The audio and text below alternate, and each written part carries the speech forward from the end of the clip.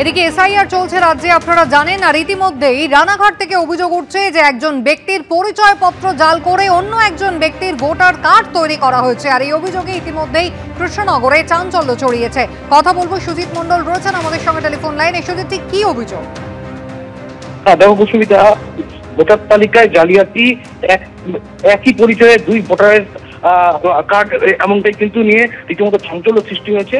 এবং যেটা জানা গিয়েছে 2002 সালের ভোটার তালিকায় নাম থাকা ব্যক্তির নাম এবং ভোটার কার্ডের যে নম্বর একই রেখে তৈরি হয়েছে জালিয়াতির নতুন ভোটার কার্ড। এবং ভোটার তালিকায় সংশোধন শুরু হতেই প্রকাশ্যে এলো চাঞ্চল্যকর এই জালিয়াতির ঘটনা।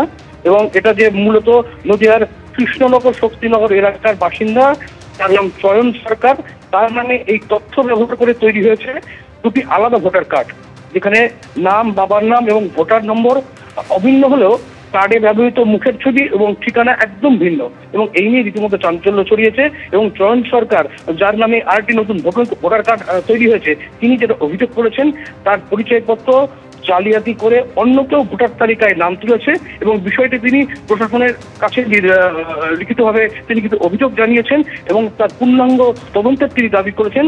এবং এই নিয়ে তিনি কৃষ্ণনগর মহকুমা প্রশাসক এবং রানাঘাট 2 নম্বর ব্লক অফিসেও কিন্তু অভিযোগ জমা দিয়েছেন।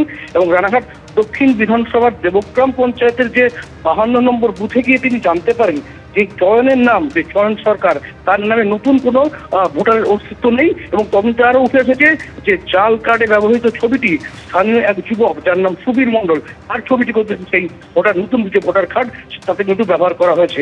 এবং রানাঘাট দক্ষিণ বিধানসভার ওই যে গ্রাম, সেখানে গিয়ে জানা গিয়েছে যে ওই বুথে চয়ন নামে নতুন ভোটারের কোনো অস্তিত্ব বর্তমানে নেই।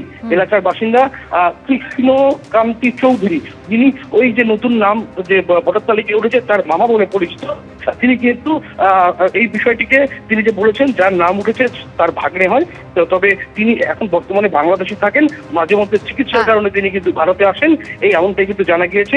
যদিও গোটা বিষয় নিয়ে রানাঘাট 2 নম্বর যে ভিডিও শুভজিৎ জানা তিনি যেটা জানিয়েছেন, অভিযোগ পেয়ে বিষয়টি গুরুত্বের সঙ্গে তিনি তদন্ত করে দেখবেন এবং প্রয়োজনীয় যথাযথ ব্যবস্থা নেবেন। যদিও বা দেবগ্রামে তিনি বুথের যে বিএলও আশিস বিশ্বাস, তিনি যেটা বলেছেন চয়ন নামের যে ফর্ম, এসআইআর ফর্ম, তিনি যখন আমাদের সঙ্গে থাকো, পরিচয়পত্র জাল করা হয়েছে এবং সেই কারণেই আসল যিনি ভোটার, ভ্যালিড ভোটার, তার নাম বাদ পড়েছে, এমনটাই অভিযোগ করেছেন শক্তিনগরের বাসিন্দা চয়ন সরকার। 2022 সালে আমি কৃষ্ণনগর পৌরসভায় ভোট দিয়েছিলাম। আমার বাড়ি কৃষ্ণনগর বিধানসভার উত্তরের মধ্যে পড়ে, ঠিক আছে। আমি 24 সালে ছিলাম না, ভোটটা দিতে পারিনি। এখন এসআইআর সম্বন্ধে যখন আমি বিওলো আমার বাড়িতে এসেছিল, সবার আমার বাড়িতে ফর্ম দিয়েছে, আমি ফর্মটা পাইনি, বলছে তোমার এই লিস্টে নাম নেই। তখন আমি সার্চ করি অনলাইনে, দেখি আমার ভোটার লিস্টটা কেটে রানাঘাট দক্ষিণের মধ্যে চলে এসছে। এবার আমি ওই বিওলোকে ফোন করি, ফর্মটা আছে, আপনি ফর্মটা আমাকে দিন। তখন বলছে না, আপনার ছবির সঙ্গে ম্যাচ করছে না। মানে সব ঠিক আছে, আমার বাবার নাম, আমার এপিক নম্বর সব ঠিক আছে, কিন্তু ছবির সঙ্গে ম্যাচ করছে না। ওই জন্য বিওলো আমাকে ফর্মটা দেয়নি। টেম্পারিং হয়েছে, কারণ আমার জামার ছবিটাও মিলে যাচ্ছে, শুধু মাথাটাকা মিলছে না, মাথাটাকে অন্য মাথা বসিয়ে দেওয়া হয়েছে। ডাউনলোড করতে গেলে মানে যে নাম্বারটা, ফোন নাম্বারটাও চেঞ্জ হয়ে গেছে, আমার কাছে আসছে, ওটিপিটাও আসছে না। কৃষ্ণনগরের মহকুমা প্রশাসন এবং রানাঘাট 2 নম্বর ব্লক অফিসে ইতিমধ্যেই অভিযোগ জানানো হয়েছে। চয়ন সরকারের জাল ভোটার কার্ডে ব্যবহৃত ছবিটি স্থানীয় যুবক সুবীর মণ্ডলের বলে অভিযোগ। এই ছবিটা মানে মুখটা মিলছে আমার সঙ্গে, ইয়েটা আমার নাম উঠেছে এইবার, এই বছরে, ওটা জানি না। তোমার বাড়িতে এসআইআর এর এসছে, ফর্ম এসছে? হ্যাঁ এসছে, মা, দাদা, আমার।